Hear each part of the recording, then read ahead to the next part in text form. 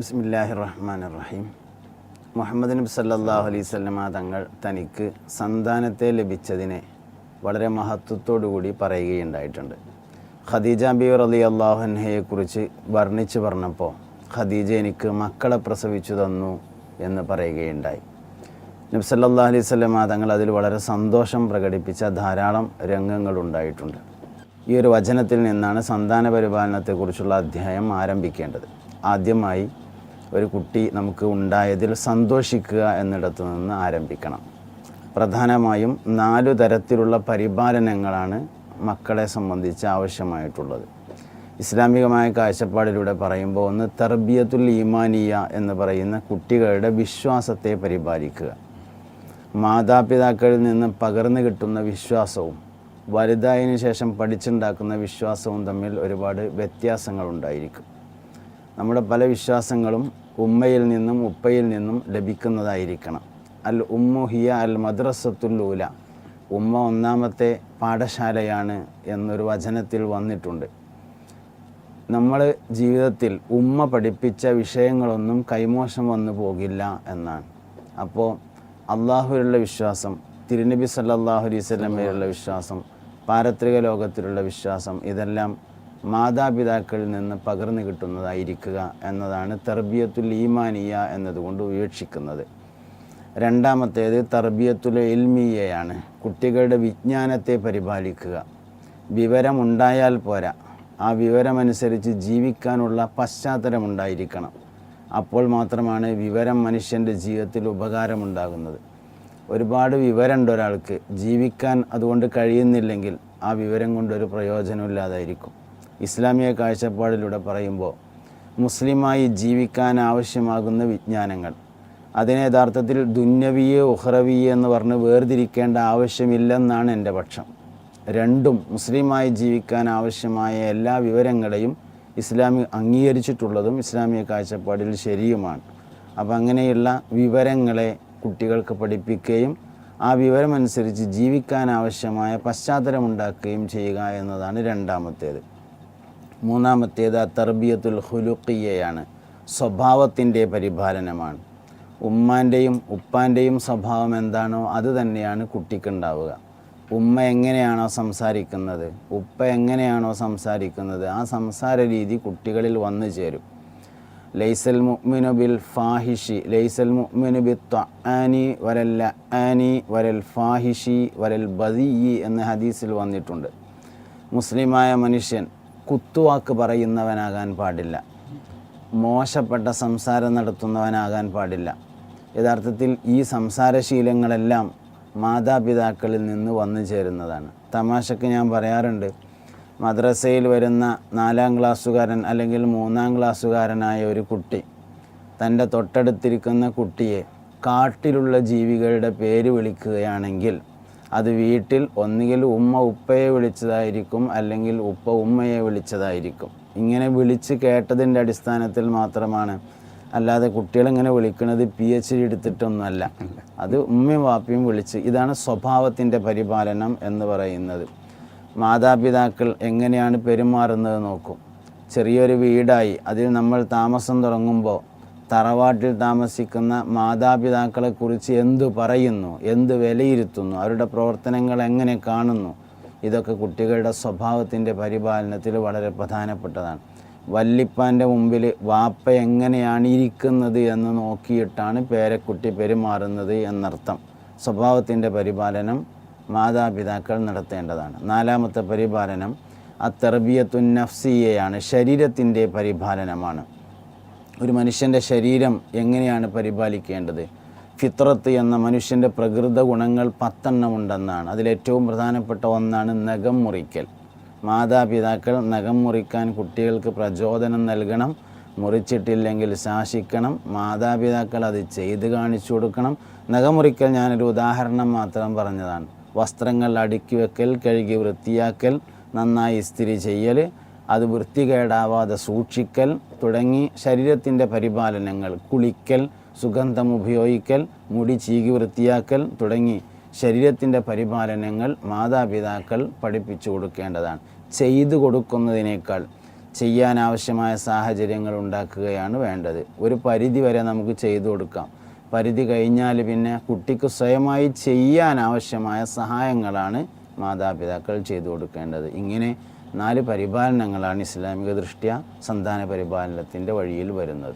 ഇതെല്ലാം ഇപ്പോൾ വീട്ടിൽ നിന്ന് തന്നെ, അതായത് ചുട്ടയിലെ ശീലം ചുടല വരെ എന്ന് പറയുന്നതുപോലെ വീട്ടിൽ നിന്ന് തന്നെ തുടങ്ങേണ്ടതാണ് ഇതെല്ലാം. അപ്പോൾ ശരിക്കും സ്വാഭാവികമായിട്ടും ഈ പാരമ്പര്യം എന്ന് പറയുന്നത് ഈ സന്താനങ്ങളുടെ സ്വഭാവ രൂപീകരണത്തിലൊരു പ്രധാന ഘടകമല്ലേ? ഇപ്പം ഒരു പക്ഷേ വല്യപ്പ അങ്ങനെയായിരുന്നു, വാപ്പ അങ്ങനെയായി, മക്കൾ അങ്ങനെയാകുന്നു. അങ്ങനെ പോകുമ്പോൾ ആ പാരമ്പര്യം അനുസരിച്ച് മാറ്റമില്ലാതെ തുടരുന്ന ഒരു പ്രക്രിയയായിരിക്കില്ലേ ഈ കുട്ടികളുടെയും അല്ലെങ്കിൽ കുട്ടികളുടെ പരിപാലനത്തിൽ അവരുടെ സ്വഭാവ രൂപീകരണത്തിൽ ഉണ്ടാവുക? മുഹമ്മദ് നബി സല്ലല്ലാഹു അലൈഹി വസല്ലം പറഞ്ഞ ഒരു വചനത്തിൽ ഇങ്ങനെ കാണും: ഓരോ മനുഷ്യനും ഭൂമിയിലേക്ക് ജനിച്ചു വരുന്നത് ശുദ്ധ പ്രകൃതത്തോടുകൂടെയാണ്. അവൻ്റെ മാതാപിതാക്കളാണ് അവന് ഏത് റൂട്ടിലൂടെ തിരിക്കണം എന്ന് തീരുമാനിക്കുന്നത്. ഇതിൽ 2 കാര്യങ്ങളെ മനസ്സിലാക്കാൻ കഴിയും. ഒന്ന്, ഉമ്മ അങ്ങനെ ആയതുകൊണ്ട്, ഉപ്പ അങ്ങനെ ആയതുകൊണ്ട്, വല്ലിപ്പ അങ്ങനെ ആയതുകൊണ്ട് മാത്രമായി ഒരാളിലൊരു മാറ്റം ഉണ്ടാവില്ല. എല്ലാവരും ജനിച്ചു വരുന്നത് ശുദ്ധ പ്രകൃതത്തോടു കൂടെയാണ്. ഉമ്മയെ കണ്ട്, ഉപ്പയെ കണ്ട്, വല്ലിപ്പയെ കണ്ട്, വല്ലിമ്മയെ കണ്ട് പിന്നീട് മാറ്റം വരുത്തുകയാണ് യഥാർത്ഥത്തിൽ ചെയ്യുന്നത്. അപ്പോൾ മാതാപിതാക്കൾ മാറ്റത്തിന് തയ്യാറായാൽ കുട്ടികളിൽ ആ മാറ്റം കാണാൻ സാധിക്കുമെന്നതാണ്. പാരമ്പര്യം എന്നത് ആക്ഷേപിക്കപ്പെടാവുന്ന ഒരു കാര്യമല്ല. നല്ലതിലും ചീത്തയിലും അനുകരണമാണ് യഥാർത്ഥത്തിൽ ഈ വിഷയത്തിൽ നടക്കുന്നത്. അപ്പോൾ കുട്ടികൾ അനുകരിക്കുന്നുണ്ട് എന്നതിനെ മുൻകൂട്ടി കണ്ട് മാതാപിതാക്കൾ പ്രിപ്പയർ ആവാൻ തയ്യാറായാൽ അവർ എന്താണ് ചെയ്യുന്നത് അതിനെയാണ് അനുകരിക്കുക. ആ സ്വഭാവമാണ് വരിക. ഇതിപ്പം പല വീടുകളിലും കാണുന്നൊരു സംഭവമാണ്. മക്കൾ 2-3 മക്കളുണ്ടെങ്കിൽ ഓരോരുത്തരോടുള്ള പരിഗണനയുടെ കാര്യത്തിലേക്ക് വരുമ്പോൾ ചിലപ്പം ചില കുട്ടിയുടെ കൂടുതൽ പരിഗണന, ചിലപ്പം അവനെന്തിനും കൊള്ളാത്തവനാണ് എന്ന് മറ്റുള്ളവരുടെ മുന്നിൽ ആക്ഷേപിക്കുക. അപ്പോൾ കുട്ടികളുടെ പരിഗണനയുടെ കാര്യത്തിൽ എങ്ങനെയാണ് കുടുംബം പുലർത്തേണ്ടത്? പരിഗണനയുടെ കാര്യം പറയുമ്പോൾ കുറേ അധികം കാര്യങ്ങൾ പറയേണ്ടതുണ്ട്. ചിലപ്പോൾ നമ്മളെ കുട്ടികളെ ആരെങ്കിലും മുമ്പിൽ കൊണ്ടുപോയിട്ട് ഇവൻ തീരെ പഠിക്കാത്തവനാണ് എന്ന് പറയും. ഒരിക്കലും അങ്ങനെ ചെയ്യാൻ പാടില്ലെന്നാണ്. നമ്മളെ കുട്ടികളെക്കുറിച്ച് നമുക്ക് നല്ല അഭിപ്രായം ഉണ്ടായിരിക്കണം. അപ്പോൾ പിന്നെ അത് പറയുകയാണെങ്കിൽ തന്നെ ഇവൻ നല്ല പഠിക്കുന്നവനാണ്, എന്നാലും ഒന്നും കൂടി ഉഷാറാകാൻ വേണ്ടിയിട്ട് നിങ്ങളൊന്ന് ദുആ ചെയ്യണം. തീരെ പഠിക്കാത്തവനാണ് ദ്വാരക്കണം എന്ന് ഒരിക്കലും പറയാൻ പാടില്ല എന്നാണ്. ഇവർ നല്ല ഉദ്ദേശത്തോടെയാണ് ഉസ്താദിന്റെ മുമ്പിൽ ഒന്ന് ദുആ ചെയ്ത് കിട്ടാൻ വേണ്ടിയുള്ളതാണ് പറയാൻ പാടില്ല. പക്ഷേ അവർ പൊതുസമൂഹത്തിൽ വെച്ചിട്ട് അവൻ വല്ലാതെ അവൻ ഇൻസൾട്ട് ചെയ്യപ്പെടുന്നു. അപ്പോൾ അതുകൊണ്ട് പിന്നെ നമ്മളെ കുട്ടികളെ കുറിച്ച് നമുക്ക് എപ്പോഴും നല്ല അഭിപ്രായം ഉണ്ടായിരിക്കണം. കാക്കക്ക് തൻകുഞ്ഞ് പൊൻകുഞ്ഞ് എന്ന് പറയാറുണ്ടല്ലോ. അപ്പോൾ നമ്മളെ കുട്ടികളെ കുറിച്ച് എപ്പോഴും നമുക്ക് നല്ല അഭിപ്രായം മാത്രമേ ഉണ്ടാകാവൂ. ഒന്നും കൂടി ഉഷാറാവണം എന്ന ആഗ്രഹം ഉണ്ടാകുന്നതിന് വിരോധമല്ല. അപ്പോൾ ആ ആഗ്രഹത്തോടു കൂടെയുള്ള സംസാരങ്ങളാണ് യഥാർത്ഥത്തിൽ ഉണ്ടാവേണ്ടത്. ഇതാണ് പരിഗണനയുടെ 1-ാം ഭാഗം. പരിഗണനയുടെ 2-ാം ഭാഗം എന്ന് പറയുന്നത് വീട്ടിലെന്തെങ്കിലും കാര്യങ്ങളുണ്ടാകുമ്പോൾ, സൽക്കാരമാണ് അല്ലെങ്കിൽ മറ്റെന്തെങ്കിലും കാര്യം ഉണ്ടാകുമ്പോൾ അവരോടൊരു അഭിപ്രായം ചോദിക്കുന്നതാണ് 2-ാമത്തെ പരിഗണന. ചില ആളുകൾ അത് തീരെ ചെയ്യാറില്ല എന്നുള്ളതാണ്. മക്കളെ അതിൽ ഇൻക്ലൂഡ് ആക്കുക, അവരതിൽ ഉൾക്കൊള്ളിച്ച് അവരുടെ അഭിപ്രായങ്ങളോടും പരിഗണിച്ചുകൊണ്ട് ഈ വീട്ടിലൊരു പരിഗണന അർഹിക്കുന്ന ആളാണ് ഞാൻ എന്ന് തോന്നുന്ന തരത്തിലേക്ക് ആൺകുട്ടിയായാലും പെൺകുട്ടിയായാലും നമ്മളിൽ മാറ്റമുണ്ടായിരിക്കണം. 3-ാമത്തെ ഒരു കാര്യം പറയാനുള്ളത്, മനസ്സുകൊണ്ടൊരു പക്ഷേ ചില കുട്ടികളോടൊരു അമിതമായ താല്പര്യം, വാത്സല്യം എന്നിവ ഉണ്ടായേക്കാം. പ്രകടനത്തിൽ അതൊരിക്കലും ഇല്ലാതെ സൂക്ഷിക്കുക എന്നത് പ്രധാനപ്പെട്ട കാര്യമാണ്. 4-ാമത്തെ ഒരു കാര്യം, മുസ്തഫ നബി സല്ലല്ലാഹു അലൈഹി വസല്ലം തങ്ങൾ പറയുകയും പ്രചോദിപ്പിക്കുകയും ഒക്കെ ചെയ്തിട്ടുള്ളത് പെൺകുട്ടികൾക്ക് അല്പം പരിഗണന കൂടുതൽ നൽകാനാണ്. അപ്പോൾ നമ്മൾ വീട്ടിലേക്ക് കയറി വരുമ്പോൾ ഒരു മിഠായി പൊതി അല്ലെങ്കിൽ എന്തെങ്കിലും ഫ്രൂട്ട്സിൻ്റെ ഒരു പൊതിയുമായി വരുന്നതെങ്കിൽ അത് പെൺകുട്ടിയുടെ കയ്യിൽ കൊടുത്ത് എല്ലാവർക്കും വിതരണം ചെയ്യാൻ പറയുന്ന ഒരു സ്വഭാവം നല്ലതാണ്. അത് പരിശുദ്ധമായ ശരീഅത്ത് പ്രോത്സാഹിപ്പിച്ചിട്ടുണ്ട്. അപ്പോൾ ഈ പരിഗണനയുടെ കാര്യം പറയുമ്പോൾ സ്നേഹവും പരിഗണനയും അത് രണ്ടും ശരിക്കും പറഞ്ഞാൽ ഞാൻ അവനെ വല്ലാതെ സ്നേഹിച്ചു, എന്നിട്ടും അവൻ എന്നോട് ഇങ്ങനെയാണ് കാണിച്ചത്, അല്ലെങ്കിൽ ഞാൻ പൊന്നുപോലെയാണ് നോക്കുന്നതെന്നെല്ലാം പറയാറുണ്ട്. അപ്പോൾ ഈ പരിഗണനയും സ്നേഹവും രണ്ടാണ്, അതോ ഒരേ റൂട്ടിൽ സഞ്ചരിക്കുന്നതാണ്? സ്നേഹവും പരിഗണനയും ഒന്നല്ല, 2ആണ്. പക്ഷേ 2 തമ്മിൽ ഏറ്റുമുട്ടുന്ന ഒരുപാട് സന്ദർഭങ്ങളുണ്ട്. സ്നേഹത്തെ അറിയിക്കുന്നതാണ് യഥാർത്ഥത്തിൽ പരിഗണന. അപ്പോൾ എനിക്ക് ഒരാളോട് സലാം കാർഡ് സ്നേഹമുണ്ട്, പക്ഷെ ഞാനത് പ്രകടിപ്പിക്കുന്നേ ഇല്ല എങ്കിലൊരിക്കലും സലാം കാർക്ക് അത് മനസ്സിലാവില്ല, എത്ര ഉണ്ടായിട്ടും കാര്യമില്ല. അതേ സമയത്ത് ഞാൻ എൻ്റെ സ്നേഹം പ്രകടിപ്പിക്കുമ്പോൾ മാത്രമാണ് മനസ്സിലാകുന്നത്. ഈ പ്രകടനമാണ് പരിഗണന. സ്നേഹം എന്നത് ഉള്ളിലിരിക്കുന്നൊരു കാര്യമാണ്. ഇപ്പം കുട്ടിയുടെ തലയിലൂടെ ഒന്ന് തലോടി കൊടുക്കുമ്പോൾ സ്നേഹത്തിൻ്റെ പ്രകടനമായി അത് പരിഗണനയായി. സ്നേഹം അയാൾക്ക് നേരത്തെ ഉണ്ട്.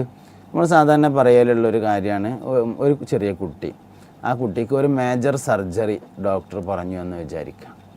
ആ സർജറി പറയുന്നതോടൊപ്പം തന്നെ ഡോക്ടർ പറഞ്ഞു ഈ സർജറിയൊക്കെ കഴിഞ്ഞാലും ആൾ ബാക്കിയാവുമെന്ന് തോന്നുന്നില്ല എന്ന് പറഞ്ഞു എന്ന് വിചാരിക്കുക. ഉമ്മ പറയും ഞാൻ ഒരിക്കലും എൻ്റെ കുട്ടിയെ സർജറി ചെയ്യാൻ അനുവദിക്കൂല എന്ന് പറയും, കാണുന്നിടത്തോളം കണ്ടാൽ മതി എന്നൊക്കെ പറയും. വാപ്പ പറയും ഞാൻ എങ്ങനെയെങ്കിലും പൈസ കടം വാങ്ങിയിട്ടെങ്കിലും സർജറി ചെയ്തിരിക്കും എന്ന് പറയും. അപ്പോൾ ഉമ്മാക്കും ഉപ്പാക്കും ഇവിടെ സ്നേഹമുണ്ട്, പക്ഷേ അതിൻ്റെ പ്രകടനം ഉമ്മയിൽ അല്പം കൂടുതലുണ്ട്. ഈ പ്രകടനത്തെയാണ് പരിഗണന എന്ന് പറയുന്നത്. അത് ഉപ്പാക്കും പ്രകടനത്തിൽ അതുപോലെ ഉണ്ടാകുകയാണ് യഥാർത്ഥത്തിൽ വേണ്ടത്. അപ്പോൾ സ്നേഹം ഉള്ളിലുള്ളൊരു കാര്യം സ്നേഹത്തിൻ്റെ പ്രകടനമായി കൊണ്ടാണ് പരിഗണന വരുന്നത്.